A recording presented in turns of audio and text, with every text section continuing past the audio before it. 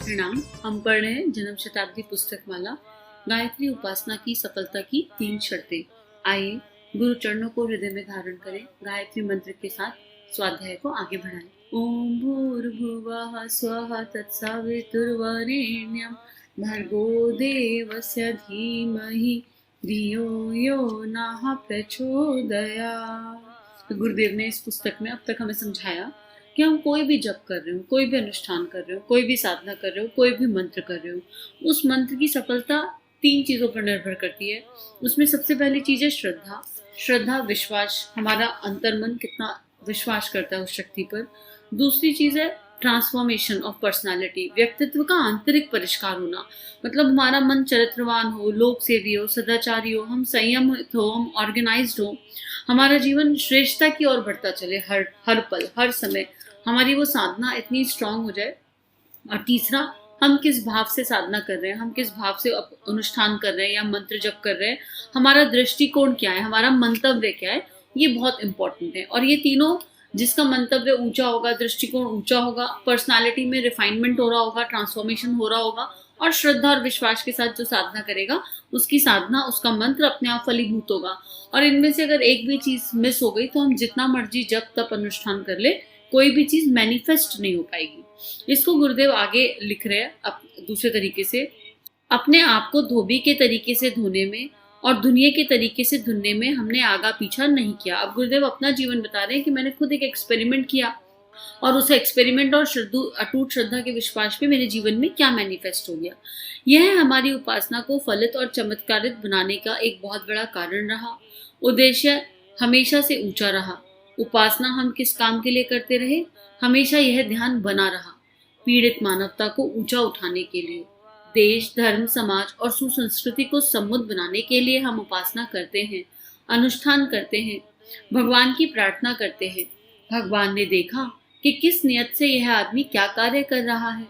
भगीरथ की नियत को देखकर गंगा जी स्वर्ग से पृथ्वी पर आने के लिए तैयार हो गई थी और भगवान शंकर की उनको सहायता मिल गई।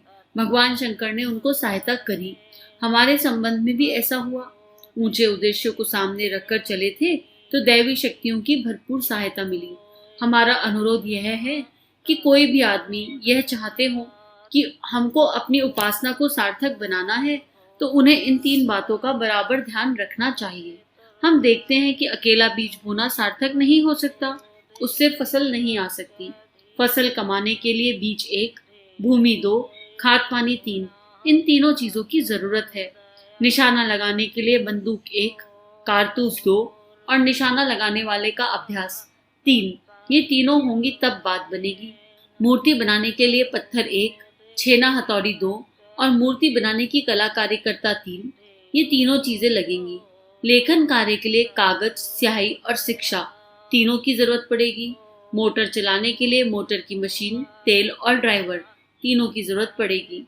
इसी तरीके से उपासना के चमत्कार अगर किसी को देखने हो, उपासना की सार्थकता की परख अगर किसी को करनी है, तो इन तीनों बातों का ध्यान रखना पड़ेगा जो हमने अभी आपसे निवेदन किया।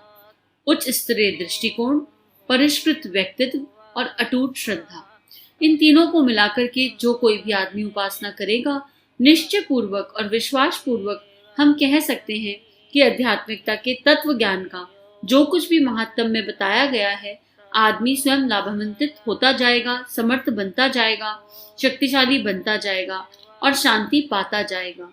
स्वर्ग मुक्ति जैसे लाभ भी प्राप्त करता रहेगा और दूसरों की सेवा सहायता करने में समर्थ हो जाएगा। गायत्री मंत्र के संबंध में हम यही प्रयोग और परीक्षण आजीवन करते आए और पाया कि गायत्री मंत्र सही है, सर्वशक्तिमान है, सब कुछ उसके भीतर है। लेकिन तब भी गायत्री मंत्र के बीज को 3 चीजों में से समन्वित किया जाए, उच्च स्तरीय दृष्टिकोण, अटूट श्रद्धा विश्वास और परिष्कृत व्यक्तित्व। यह जो कर पाएगा वो पूरी सफलता पा लेगा। हमारे अब तक के गायत्री उपासना संबंधी अनुभव यही है कि गायत्री मंत्र के बारे में जो तीनों बातें कही जाती रही, वे पूर्णतः सही हैं। गायत्री को कामधेनु कहा जाता है, यह सही है। गायत्री को कल्पवृक्ष कहा जाता है, यह सही है। गायत्री को पारस कहा जाता है, इसको छूकर के लोहा सोना बन जाता है, यह भी सही है। गायत्री को अमृत कहा जाता है, जिसको पीकर के अजर और अमर हो जाते हैं, यह भी सही है। यह सब कुछ सही उस हालत में है जबकि गायत्री रूपी कामधेनु को चारा भी खिलाया जाए, पानी भी पिलाया जाए, उसकी रखवाली भी की जाए। गाय को चारा आप खिलाएं नहीं और दूध पीना चाहें तो यह कैसे संभव होगा? पानी पिलाए नहीं, ठंड से उसका बचाव करे नहीं तो कैसे संभव होगा? गाय दूध देती है, यह सही है, लेकिन साथ में यह भी सही है कि इसको परिपुष्ट करने के लिए, दूध पाने के लिए उन तीनों चीजों की जरूरत है जो मैंने अभी आपसे निवेदन किया। अब गुरुदेव अपने संपूर्ण जीवन का बता रहे हैं कि उन्होंने अपने संपूर्ण जीवन पर एक्सपेरिमेंट किया गायत्री का, और अगर हम अपने आप को धुनने के लिए तैयार हैं, अगर हम अपने आप की सफाई करने के लिए तैयार हैं, तो फिर ये यात्रा बहुत सरल है। अगर हम यात्रा पे चल रहे हैं, हम कई सालों से साधना कर रहे हैं, लेकिन हमारे भीतर कोई ट्रांसफॉर्मेशन नहीं हुआ, इनर हमारी भावनाओं में कोई परिष्कार नहीं हुआ, इसका मतलब हमारे करने में कहीं कोई त्रुटि रह गई, या हमारा दृष्टिकोण ऊंचा नहीं है, महत्वाकांक्षाएं छोटी लॉलीपॉप टॉफी वाली हैं और अपने स्व से, अपने स्वार्थ से ऊपर नहीं उठ पा रहे हैं, दृष्टिकोण में परमार्थ नहीं आ रहा है। तो चेक हमको ही लगाना है कि कहाँ पर कमी है। गुरुदेव ने कई सारे एग्जाम्पल बताए कि हर चीज के लिए कोई भी चीज अकेले काम नहीं कर पाती, चाहे वो मूर्ति बनाने का काम हो, चाहे वो पेन पेपर से लिखने का काम हो, चाहे वो मोटर चलाना हो, कोई भी काम हो, उसमें कुछ शक्तियों का सदुपयोग, समन्वय मिलकर वो काम हो पाता है। अगर हमारे आंतरिक जीवन में इन तीन चीजों का समन्वय हो जाए, दृष्टिकोण, श्रद्धा, विश्वास और परिष्कृत व्यक्तित्व, तो फिर गायत्री में वो सारी शक्तियां सम्मिलित हैं जो बताई गई हैं, जो हमारे वेदों में लिखी हैं, जो ऋषि विश्वामित्र बता गए कि गायत्री कामधेनु भी है, कल्पवृक्ष भी है, पारस भी है, और सब कुछ है। गायत्री की शक्ति में सारी शक्तियां समाहित हैं। अब ये गुरुदेव ने समझा दिया। अब गुरुदेव लिख रहे हैं, यह विज्ञान पक्ष की बात हुई। जब ज्ञान पक्ष की बात आती है, यह मेरा 70 वर्ष का अनुभव है कि गायत्री के 3 पाद, 3 चरण में 3 शिक्षाएं भरी पड़ी हैं।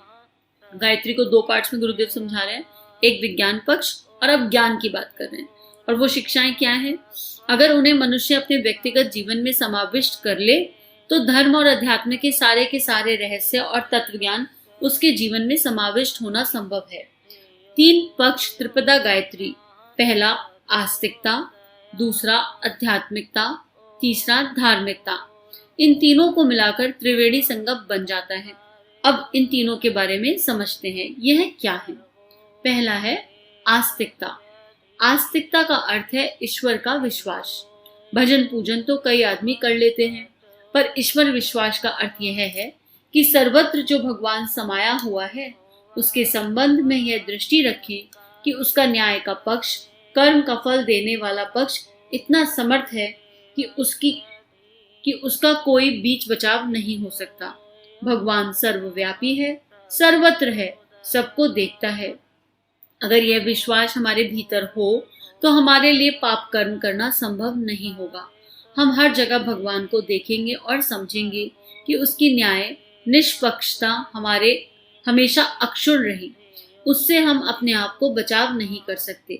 इसलिए आस्तिकता का, ईश्वर विश्वासी का पहला क्रियाकलाप यह होना चाहिए कि हमको कर्मफल मिलेगा, इसलिए हम भगवान से डरें।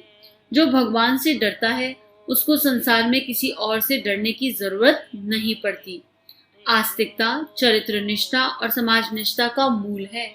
आदमी इतना धूर्त है कि वह सरकार को झुटला सकता है, कानूनों को झुटला सकता है, लेकिन अगर ईश्वर का विश्वास करके उसके अंतःकरण में जमा हुआ है तो वह बराबर ध्यान रखेगा।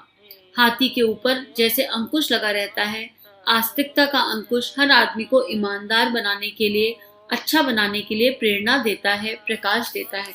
इसमें गुरुदेव बहुत गहरे तत्व ज्ञान की, बहुत गहरी सरलता की बात भी कर रहे हैं। एक तरह से देखा जाए तो आस्तिकता का अर्थ गुरुदेव बता रहे हैं विश्वास, अटूट विश्वास और श्रद्धा।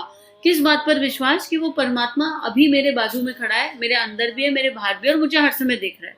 अब आप सोचो, एक जिन अगर हमारे जीवन में गुरु शक्ति है, हमारे इष्ट है, हमारे परमात्मा है, अगर हम ये मान लें कि हमारी गुरु शक्ति हर क्षण हमारे साथ है और हमें देख रही है, या फिर मान लें कि वो हमें अभी है, हमारे साथ इस पल है, जीवंत रूप में है, तो क्या हम कोई गलत काम कर सकते हैं? जब हमारे घर में कोई गेस्ट आ रहा होता है तो हमारा रूटीन कितना ऑर्गेनाइज्ड हो जाता है, उस गेस्ट के हिसाब से डिपेंड करता है कि गेस्ट कौन आ रहा है। घर में दामाद आ रहा हो तो अलग है, सास ससुर बाहर से आ रहे हो तो अलग बिहेवियर पैटर्न हो जाता है, और जिस भी लेवल का आपका बॉस आ रहा होगा तो आपके घर का रूटीन अलग रहेगा, है ना। मान लो आपका बॉस आपके घर 2 दिन आ जाए तो कैसा होगा घर, हर पल का यूटिलाइजेशन करेंगे, अपना बेस्टेस्ट रखेंगे, बेस्टेस्ट शो करेंगे।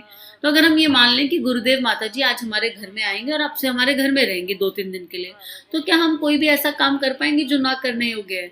जैसे समय का सदुपयोग करेंगे, उचित आहार खाएंगे, फिजूल के गप्पे वप्पे नहीं मारेंगे। मतलब हम दिन भर में काफी समय अपना नष्ट कर देते हैं, बर्बाद कर देते हैं। हम माने इस बात को या ना माने, मोस्टली लोगों के साथ ऐसा होता है कि 24 घंटे का सदुपयोग तो नहीं हो पाता, लेकिन अगर 24 घंटे वो दिव्य देव शक्ति मेरे पास में हो, मुझे यह एहसास होने लगे, तो हम पूरा ईमानदारी के रास्ते पे नहीं चलेंगे, खुद से भी ईमानदार रहेंगे और आसपास वाले लोगों से भी ईमानदार रहेंगे, क्योंकि हमें पता है कि कोई देख रहा है। उस भय की बात कर रहे हैं गुरुदेव। यहाँ पर गुरुदेव वो वाले फियर की बात नहीं कर रहे कि अरे भगवान के डर के मारे पूजा करो, माला करो, जप करो, तप करो, उस भय की बात नहीं कर रहे गुरुदेव। उस भय की बात कर रहे हैं जिसके मूल में प्रेम है। अब जैसे अगर टीचर देख रही हो तो बच्चा एग्जाम में चिटिंग नहीं करेगा ना, अपने एफर्ट से पास होगा, है ना। यहाँ पर गुरुदेव वो हमें समझाने की कोशिश कर रहे हैं। तो क्या अब हमको मान लेना है, 100% मान लेना है कि वो परम सत्ता चारों तरफ है, हर पल है, हर क्षण है, और हमारे एक एक कर्म का लेखा जोखा लिख रही है। और जीवन में जो मर्जी परिस्थिति आ जाए, ब्लेम नहीं करना है, अरे मेरे जीवन में ऐसा क्यों हो गया, मेरे जीवन में वैसा क्यों हो गया। ये भी मानना है कि मेरे कार्मिक पैटर्न लौट कर आ रहे हैं, तो मुझे इनसे कुछ सीखना है, और वो शक्ति, उसका संबल मेरे साथ है, और क्योंकि वो साथ है तो जीवन में सीखना बहुत सरल है। यहाँ पर गुरुदेव ये बात हमें बताना चाह रहे हैं। तो गुरुदेव ने अभी आस्तिकता पे बात करी, आस्तिकता का थोड़ा सा पार्ट रह गया, आगे बढ़े करेंगे आध्यात्मिकता और धार्मिकता के पर बात। आज के लिए इतना ही। सभी को प्रणाम। सभी का जीवन परमात्मा के सूक्ष्म दिव्य सानिध्य में मंगलमय है। हमारे YouTube चैनल को सब्सक्राइब कीजिए और बेल आइकन पर क्लिक कीजिए ताकि आने वाली सभी वीडियो की नोटिफिकेशन आपको मिलती रहे। आप सभी को बहुत बहुत थैंक यू।